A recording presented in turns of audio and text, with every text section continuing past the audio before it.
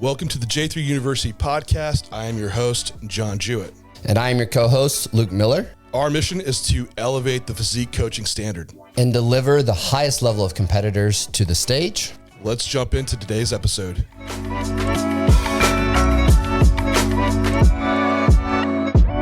Size versus condition. This has been a topic recently for looking through what came out with the Orlando Pro and a few other shows that we've seen, and the debate around, can you have guys that come in less condition and just bring a ton of size?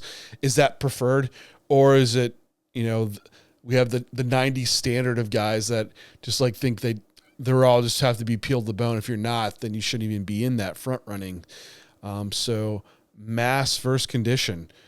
How do you strike that balance, or even a balance to strike? Yeah, I think it's there's one thing to remember, that it is a bodybuilding show, right? And that there's criteria to hit within that, and understanding that when we look at judging physiques next to each other, there's two things to consider, in my opinion. One, it's who you're standing next against, right? Like, how do you stand out against other people in that lineup? And then the actual criteria that you're judged against, which, for most, we're going to be looking at muscularity, conditioning, and symmetry. But that mixture of that three is such a subjective thing to take in, that we oftentimes see muscularity or conditioning being the two that make someone stand out. And so the best thing you can do in a subjective contest is get eyes on you. And I think where the debate starts to come in more is in that open class. Would you agree? Where we're dealing with mass monsters at the most amount of muscularity, but conditioning seems to be the differentiator between a lot of those guys. Yeah, open definitely in the men's division. I mean, I don't know, maybe you could argue with men's physique a little bit.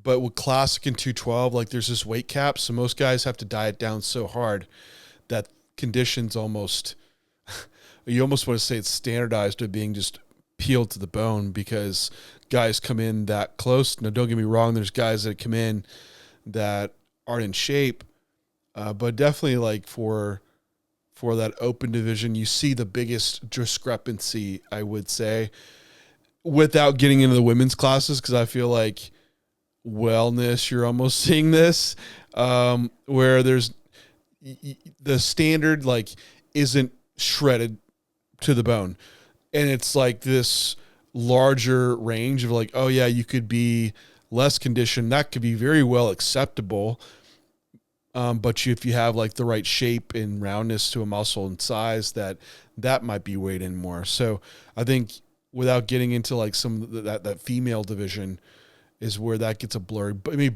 female bodybuilding, I guess you'd say, that kind of fits in the bodybuilding criteria. But yeah, pretty much. Yeah, open is where we see the big debate around it. And what do you think? Oh, Go ahead. No, go. Yeah, with I always think, and we've talked about, because prepping for a show, you're well, what should you bring? And you have to look at the standard, what is the standard that we should be judged on? And that's, at least at the moment, you look at the top 5 Olympia criteria, but almost in that, you still see the discrepancy, right?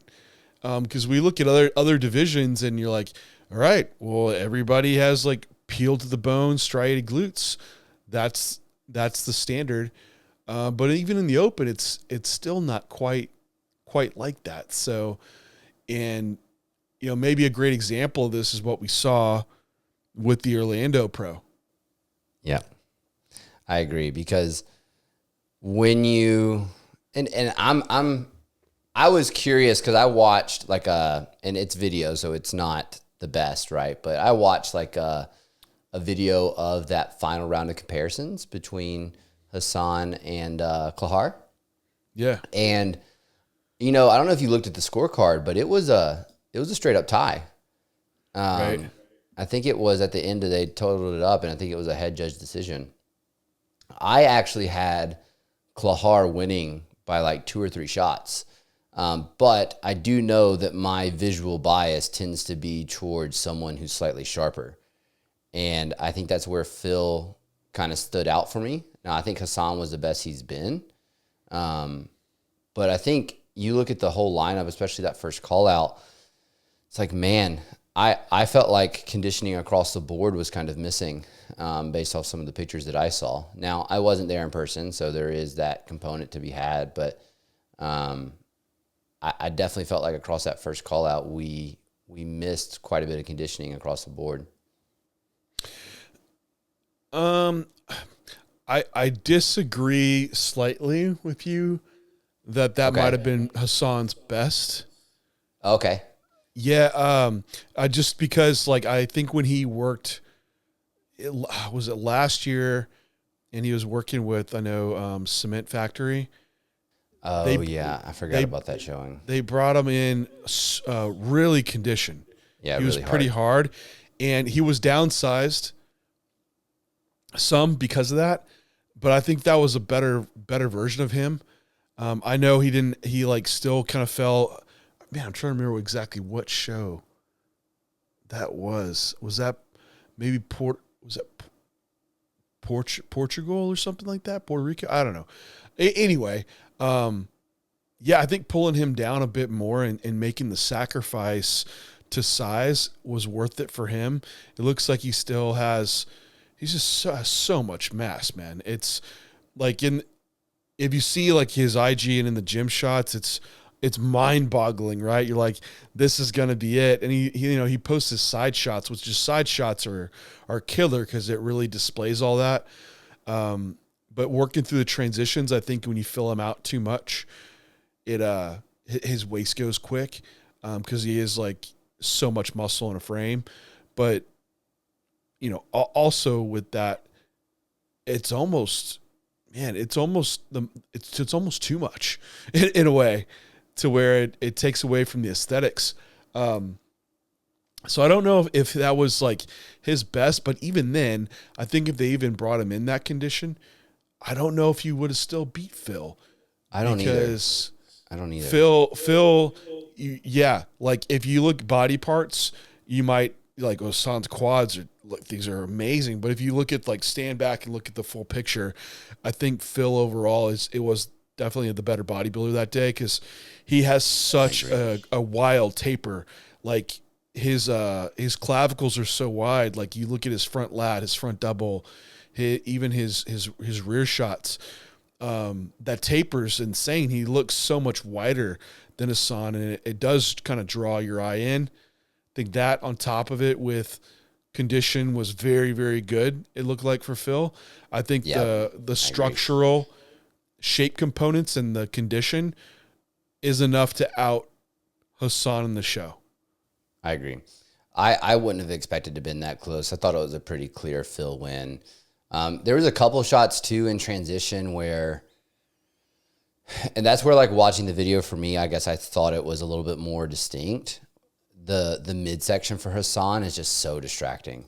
It's like, especially when he turns back to the front, right when he comes back from the transition of ab and thigh into most muscular, it's just like so glaring that there's a lack of control there. And I'm not behind the scenes of that prep, but with Hassan, that's going to be a decision where the conditioning needs to be kind of brought down, not only from like he could be sharper, but probably a lack of food for midsection control. God, that's such a big overlooked thing when it comes to putting someone on stage. I'd rather someone go on stage 2 to 3% flatter with a better midsection than coming in bursting full. It's such a vital piece to tying a physique together. And I think Phil draws my eye for the taper, the conditioning, like I said, just because that's where my eye typically goes. And if you look, for me, the back shots are where it's like starts to kind of separate out. Like when we look at Hassan versus Phil, because Hassan's pretty good from the front when we look at like a most muscular, especially with those quads. But God, the back shots just leave you something to desire.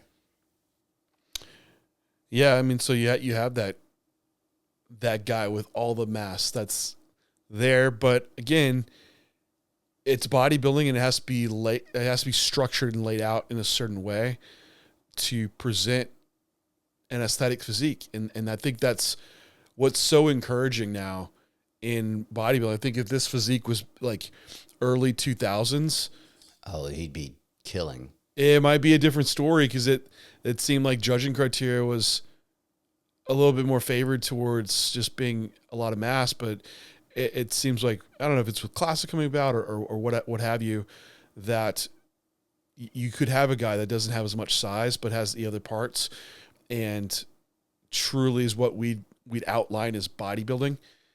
And out's a guy.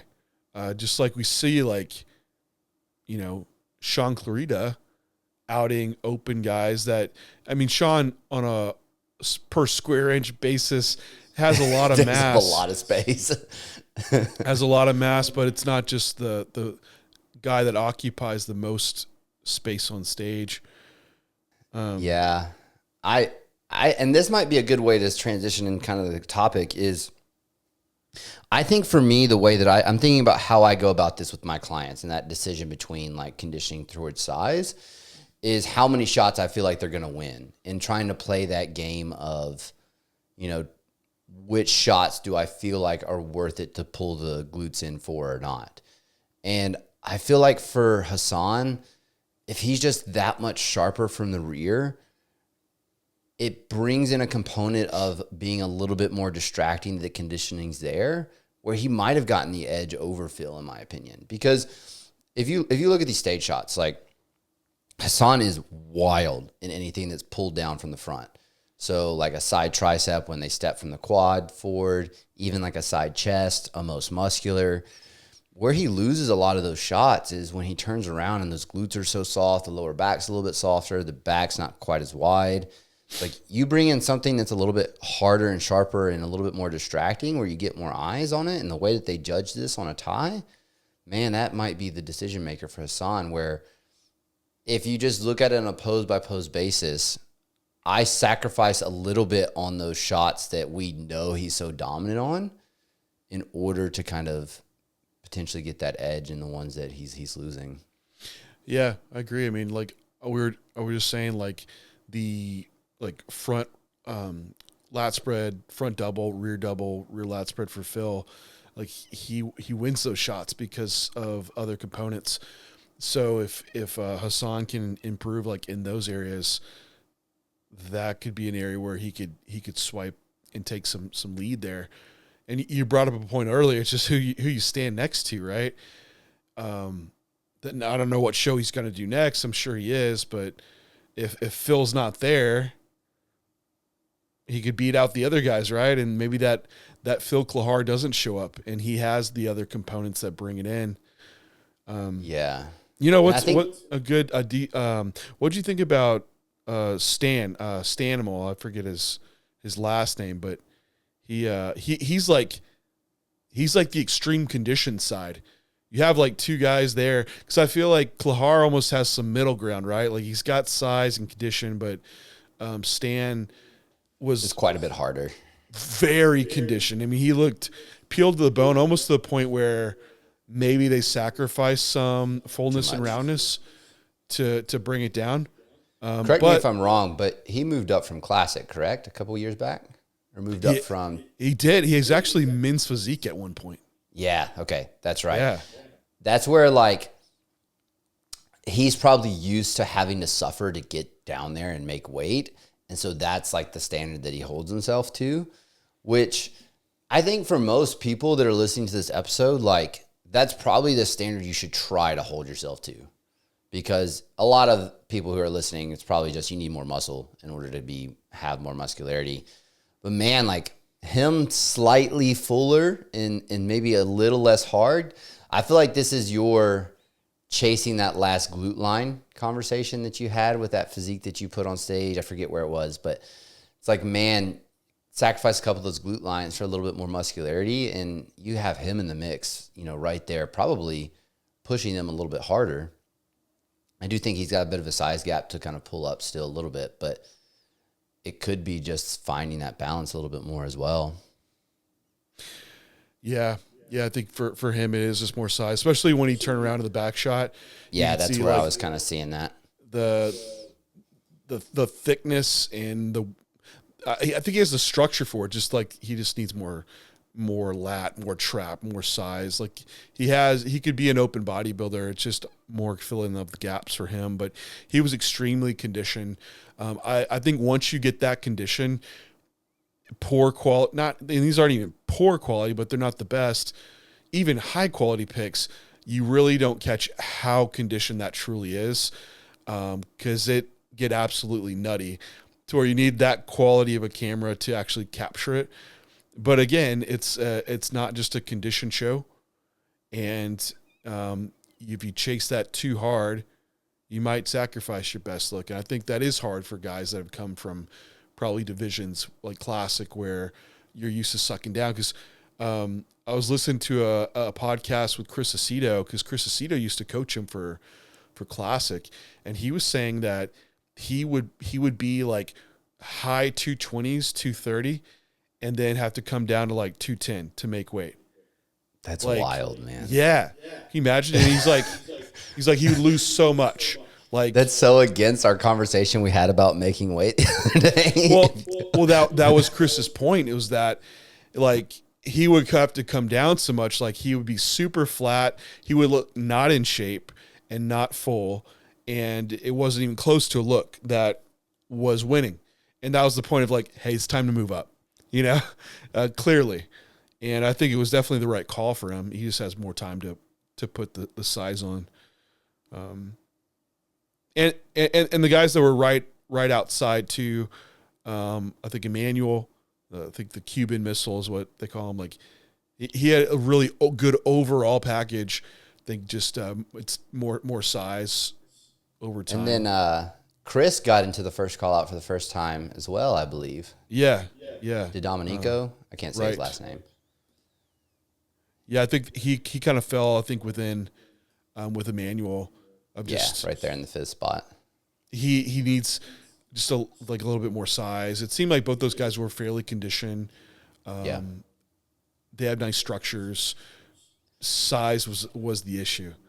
And I think you see that fairly consistently here in Orlando. Is you have one or two guys that are just a level of size up from the rest of the crowd, and it just kind of stands out a little bit more where you get away with maybe not being quite as hard. And like, man, after the top five, like, for some guys it was size, but there were some guys that just really weren't in shape. That's where I said originally, like the conditioning was really lacking across the entire lineup. It almost looked like you go to those NPC shows, you got like three guys in shape, and then the rest of the class is like, you don't even want to look at it. It's so off. Yeah, and that's the thing when you have those guys that are that in shape. Man, it makes you look so off, which stinks. Like, and it's tricky, especially like you could look pretty good in shape, like in the right lighting, not on stage, but stage lights will soften you up a bit. Because I hear that all the time. Like, man, look, you see the guy Jim's photos. Like, why did that not translate on stage? It's like, like once you have a tan on and glaze and the show lights. It's going to look different. So you're just judged under that setup and criteria, and everyone's standardized under that because you're going to see all kinds of different stuff on IG and they're posting the craziest pics that they can pull out. But typically, you're going to look harder off stage than you do on.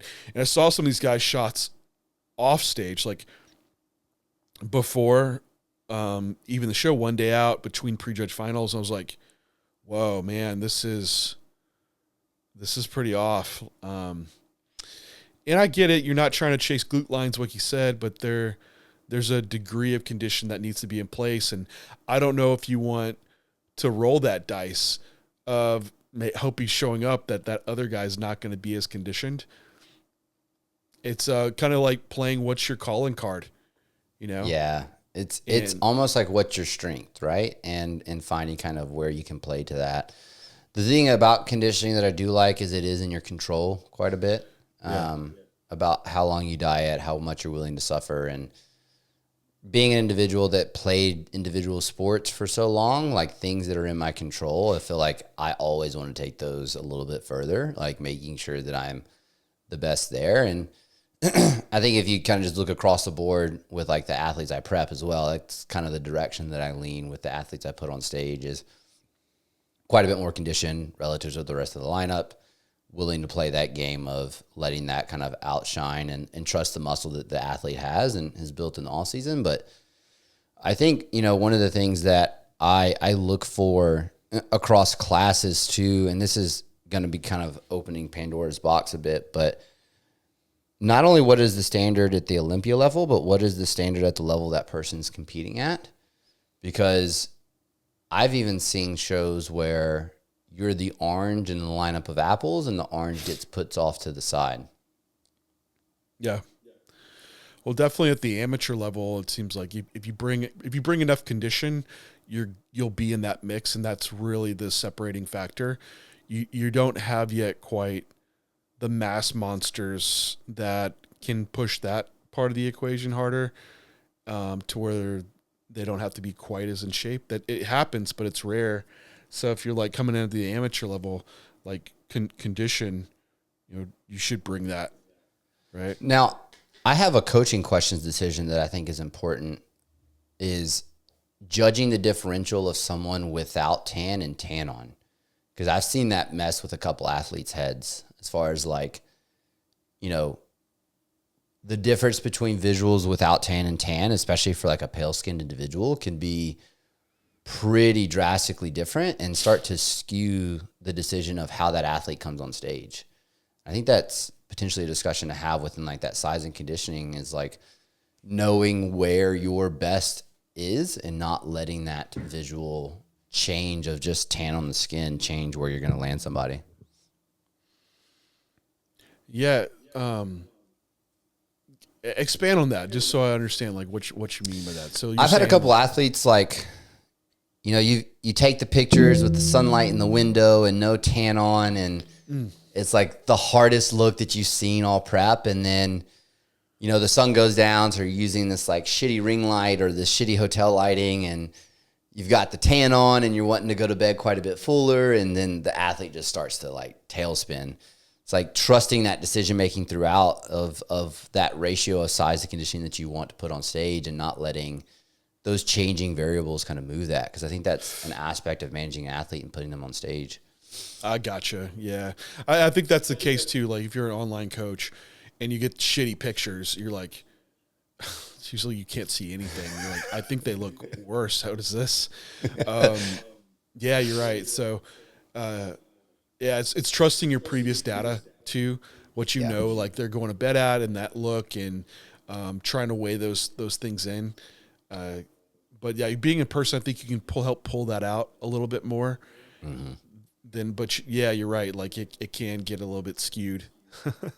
Yeah, quite a bit. And I've just seen it make people change how they put someone on stage last minute, rather than trusting kind of what that ratio of conditioning to size is for someone that's at their best. Yeah, I was thinking about on the Olympia, that top five, or even some other examples too of this. Nick Walker came to mind. I think at the Olympia, he had a great balance of, I mean, for one, he's freaky size, right? And he brings condition. Then at the Arnold, he brought even more condition, but I think it might be sacrificed some of that extra fullness that he had. But you had a guy like Samson that not as hard as Nick, but really round, nice structure aesthetics, beat him out. So it's like, well, does the fuller Nick, the Olympia Nick, could that beat out Samson, right? And I think that's where you see kind of that battle too. So it kind of goes on at, like, why I bring it up is even at the top level, you see these guys that maybe quite won't be as conditioned, like Brandon Curry being fourth versus, you know, we see what Hottie brings, right? He's like granite. So yeah, I mean, it goes on at all the levels. How do you feel about it changing your posing as well? Because I think one of the things for, especially you brought up, oh, Jesus, drawing a blank. Won the Arnold. You just mentioned his name. Oh, Samson. Yeah. Samson, thank you. Like the way he was talking about, he hit his back double now, knowing that he's not going to be the striated glute person. I think that's something to kind of like take into consideration as well, is just picking your poses according to where you feel like your strengths are. And I think this is huge at the amateur level for pro quals on that individual routine. Pick the poses that highlight your physique and get the F off stage. God, like it's so important. I think people don't think of posing as a strategy. They think of posing as like the art. It's like, yeah, sure, it is. But it's also strategic in how you present your physique relative to what you've got to bring. Yeah, I think at the amateur level too, you see people that, man, they rush their poses so much. I was just talking with Renee about this too. Like when I did my first show, and I watched like Lane Norton's like peak week posing thing, and he's like, you're going to want to move really fast through your poses. So just go even slower than you would and hit less poses. And I did this and it worked out great. Cause for one, you're like shaking up there. If you move real slow, you won't show it as much. But yeah, I see guys that just jump through poses. You start exposing yourself, but you just want to show as many poses as you can. But you're right. You might show poses that are some of your weaker ones. So yeah, just show your strengths in your individual. That's the whole idea behind it. And you're right too. Even if you are the condition guy, like, do you need to clench up your glutes as much? Maybe you push them back a little bit more and you show like more adductor or hamstring, like glute size. Or maybe you have gigantic legs and you could clinch up a bit more, and it balances that physique, and then it shows some extra condition that maybe you don't quite have. So I think there's some posing games to be able to play to highlight those things, right? Yeah, I think especially for, I think in the classic division is where it's probably the biggest conversation, is not getting into these classic poses that are not highlighting the physique as much, and more so highlighting the physique where you feel like you win in the mandatories is such an important aspect. And I think that plays into the size and conditioning game, because you're trying to get the judge's attention and get into the mix. And people just don't think of it that way. And that's where, like, man, part of me putting someone on stage is knowing how they're going to present themselves from a posing perspective as well. Even prepping, like if you're an amateur prepping, like, gosh, just make your mandatory poses and your quarter turns excellent. And then just the basic transitions between those, make those excellent, because what's the order you come out in, right? It's the individual lineups, and judges are already picking you off that. When you go out for the individuals, yeah, they do look, but really, like, your first exposure to the judges is usually the first lineup, and they're already picking you. They already will have an idea. So if you practice your posing routine for hours and hours and hours, you have this great routine of music you're going to do at finals. A lot of times that's too late for these guys. Like, the routines aren't judged like that. So just put the priority into hitting your mandatories, your individuals. That's where I would put most of my weight into. But yeah, that first time on stage, like, a lot of that's to get in the mix is going to be the first lineup next to guys hitting the basic poses. And I think you will get exposed, and we see pictures, right? And you're like, oh man, this guy looks better. But when you watch video, you see people that do get exposed in the transitions, letting their waist hang out. And it's like, man, that's just such, you see it so easy. Or the midsection is starting to, you're starting to breathe through your gut and lose it. That's distracting. So just, yeah, nailing the basics, I think, goes very far for the amateur and pro. Yeah. See, the pros make mistakes too. I will say, when it comes to the size and condition game, like, I do think my default is to lean towards the condition. Would you agree? You kind of lean that way most of the time? Yeah, I just like it. Yeah, I do too. And that's bodybuilding, right? It's subjective. It's like, what do you, I will say there's some bias to it because it's subjective of like, what is our calling card, right? Luke getting on stage, like, well, we're not mass monsters. So we have condition. So you like to see the other condition guys get rewarded for it because it makes you feel like you have a better chance in bodybuilding. You're validated. So, but yeah. So I do lean more towards that. But also, like as I've gone through this more, I understand. Like if a guy's not as conditioned, you weigh out all the each pose, like you said, all those three criteria areas, you know, size, condition, shape, structure, and who wins it based around that. And it's not just condition, because once those final levels of condition come in, we're basically talking the back shots, and just there are only two poses, and you're mainly looking at glutes and hams. So unless your glutes and hams are going to win the show for every pose, it might not be worth chasing it down that hard. But to see it in person, in that condition, it's just so respectable, because that, you're right, that was something that's in your control. And it shows like a level of like work ethic and grit that is just desirable in bodybuilding, because that's the era that I came up in, of like this blue collar, just grinding out the lone wolf type thing. So I do like it, but I'm also now trying to find, even for myself, more of that balance. To present the best physique on stage, not the best conditioning, right? Yeah. Yeah. I struggle a lot I don't struggle, but it's a debate I have a lot at the amateur level with athletes, of like finding that best look, because there's some people who just don't have the muscularity to be all the way there either, where that best physique is not ripped all the way down. Yeah. I think if you start dieting someone, you take it there a little bit, they get a little flat, depleted. You're like, is this starting to go south, you know? And you comparing the shots, and that's where you judge it. Like, I honestly, I'm in this spot for my own prep right now too, where I'll let weight pull down more. I have to really look through every shot. Like I am my last body weight and update. Like I am getting side by side, judging who wins, you know, who wins the shots, and trying to pick that look for myself. So yeah, it's it can be a tough one to balance.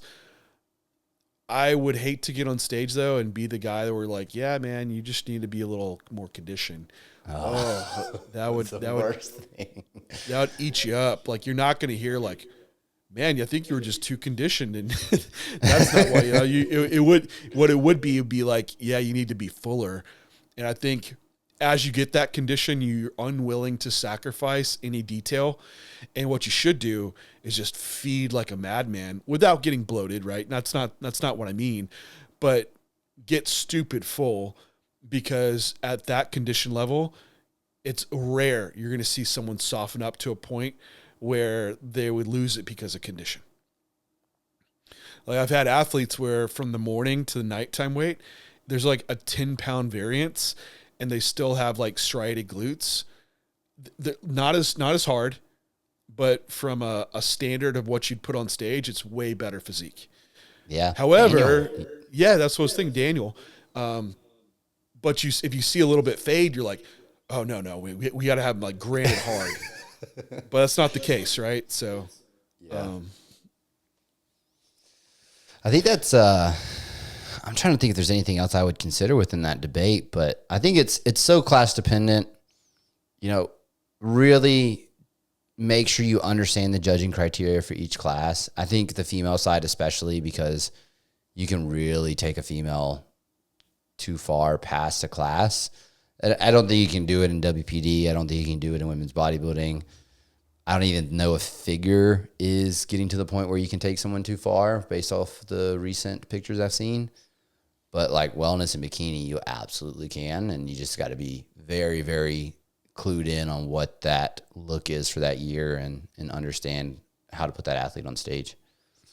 Oh man, that's such a tough one because God, it's so, especially like being a bodybuilder, like prepping bikini and wellness. Sometimes you're like, it's like, you could be a bit harder, but like, I think you're good. yeah, it's like, okay, who's judging it? Because that preference varies a little bit. Then who's showing up? Because that's going to, like you said, you could be an orange with a bunch of bananas around you, and you're like, that girl's way too hard. But in another lineup, they look just on par, right? Yeah. And so that just makes it even more challenging. Then you show up to the show, you're like, yeah, you were just a bit more too conditioned for the class. But then you go to your next show, then all the hard girls show up. You're like, oh, damn. You know? So I think for that, still compare off the standard of what's getting rewarded at like Olympia level condition. Like that's what you should be looking at. But keep it in context too, right? Because some of those girls are still playing to what their calling card is.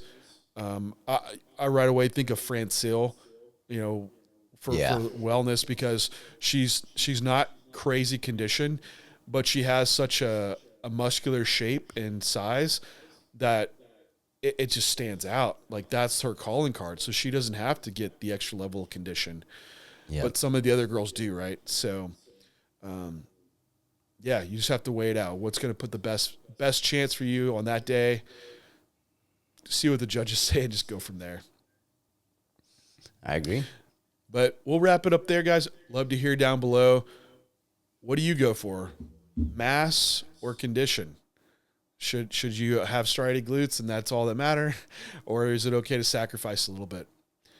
But anyway, we will talk to everybody next time.